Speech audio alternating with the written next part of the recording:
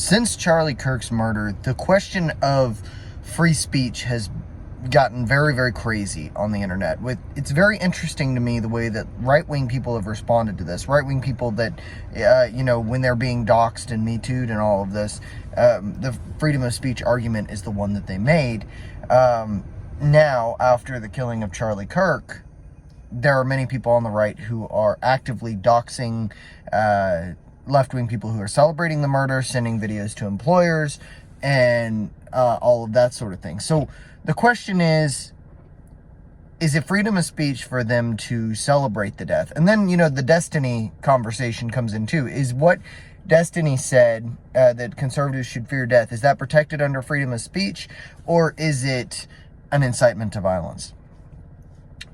Destiny didn't exactly straight up say, hey, go do this. But I still think what he said could be prosecutable under incitement to violence. I'm not a lawyer, of course, but it seems like saying conservatives need to fear being killed crosses a line, right? That much appears pretty clear. As far as doxing, you see an account on Instagram or TikTok that's celebrating the death of Charlie Kirk. I don't believe you should do that. I don't believe you should, be sending videos to employers. What I think you should do in cases like that, because people are perfectly welcome to state that opinion. If it's someone that if it's someone that you follow, unfollow them, ignore them. But if you want to do something about it, I would say just share the video. Don't say anything. Don't add context. Don't go find their address. Don't go find their actual real name. Just share the video. The more people that share it, the more likely an employer or friends or family are to see it, and they might have some consequences for doing it. But just as in when Thunderfoot was doxxed back in the day, way back in the day when the feminists doxed Thunderfoot, I don't think that that's an appropriate response, because it does put people's life at risk. Whether you want to admit it or not, there are crazy people on the right. And, you don't want blood on your hands in the same way. And that's my opinion. I know that I'm going to get some hefty pushback for that. A lot of people I know push back at me for having that opinion. In regard to Destiny, like I said, I don't think that I think what he said was maybe in a technical sense incitement to violence, but I don't know how prosecutable it is, because he didn't make a direct call to action. So I really don't think there's anything that can be done there. Again, I'm not a lawyer, but it just doesn't seem like he's dancing on the line. I watched a video by Michael Knowles and a couple of reaction videos to it, and they brought up not only the Destiny thing, but the Hassan Piker sending that photo of how to make a gun, like the homemade gun that they used to kill Shinzo Abe, on a Tom Cotton post, and he said this is a death threat and should be prosecuted. And when you think about that, you think about context. Context is important. So if I shared, here's how that gun worked, and I put it on X, probably not prosecutable, because I'm not threatening people's lives. I haven't said things in the past like, we should kill that person in a video game, which is what Hassan Piker has been doing for years, in GTA 5, we know what you mean. We know you're not talking about a video game. You actually mean it, but we can't prove that, obviously. You can't prosecute that.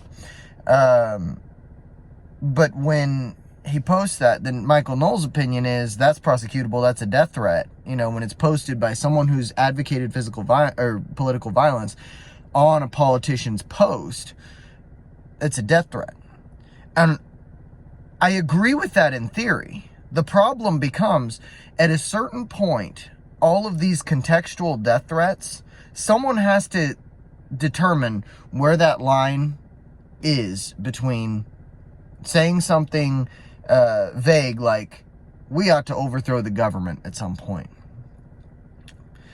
to saying, outright, we should murder the president of the United States. Now, there, in between those two ideas, there's a lot of gray area.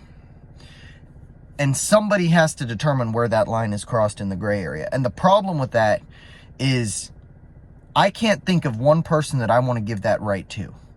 I don't want to give the right to determine where freedom of speech ends and incitement to violence begins. It may be blaringly obvious in real life, but to be able to prove it beyond a reasonable doubt in a court of law is something completely different.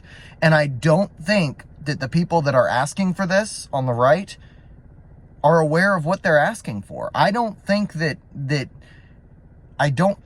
you realize the draconian measures that would be set in place. Maybe not right away. Maybe this isn't something that would happen immediately. Maybe a lot of good would come out of it and political violence would drop like crazy in the short term. But in the long term, you've handed another right and set another precedent to where the government can control speech even further. And that is going to be at the whim of administration by administration. And I don't think we want that. I truly don't think we want that. As much as people are riled up and angry right now, I don't think that it's worth handing that power, that much power over speech, to a government institution. I don't think you want that.